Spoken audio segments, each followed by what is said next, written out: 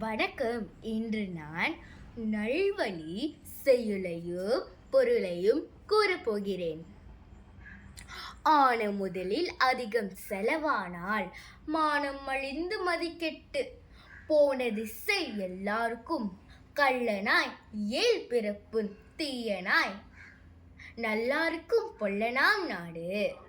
பொருள்: ஒருவன் தனது வருமானத்திற்கு மிஞ்சிய செலவு செய்தால் கௌரவம் கெட்டு அறிவிழக்க நேரிடும்.